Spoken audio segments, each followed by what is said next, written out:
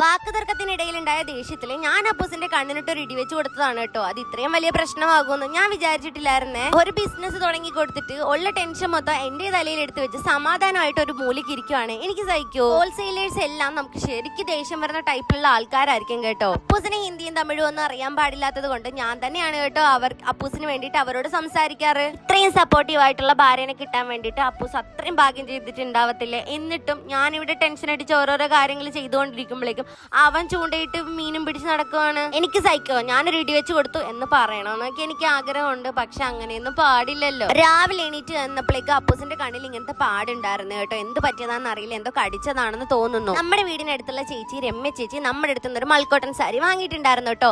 അത് കണ്ടിട്ട് നമുക്ക് വേറൊരു ഓർഡർ കൂടെ കിട്ടിയിട്ടുണ്ടായിരുന്നേ. അങ്ങനെയൊക്കെ കിട്ടുമ്പോഴാണ് നമുക്ക് സന്തോഷം ഉണ്ടാവുന്നത്. ചേച്ചി ഒരു വക്കീലാണ് കേട്ടോ. നമ്മുടെ അടുത്തുനിന്ന് മൽക്കോട്ടൻ സാരി വാങ്ങാൻ വേണ്ടിയിട്ട് നേരിട്ട് വന്നിട്ടുണ്ടായിരുന്നേ. ഒത്തിരി സന്തോഷമായി. ഞാൻ ഈ കാണിക്കാൻ പോകുന്ന സാരികളുടെയൊക്കെ റേറ്റ് കേട്ടിട്ട് നിങ്ങളുടെ കണ്ണ് തള്ളും കേട്ടോ. അത്രയും റേറ്റ് കുറച്ചാണ് നമ്മൾ ഈ സാരികൾ വിൽക്കുന്നത്. 1500 കിട്ടുന്ന സാരിയാണ് നമ്മൾ 799 899 ഒക്കെ നിങ്ങളുടെ മുമ്പിൽ കൊണ്ടുവരുന്നത്. ഇതൊരു ജോർജറ്റ് സാരിയാണ് കേട്ടോ. ഇത് വിത്ത് ബ്ലൗസ് ആണ് വരുന്നത്. ത്രെഡ് വർക്ക് ആണ് ഇതിൽ ഫുൾ ബോഡി വന്നിട്ടുള്ളത്.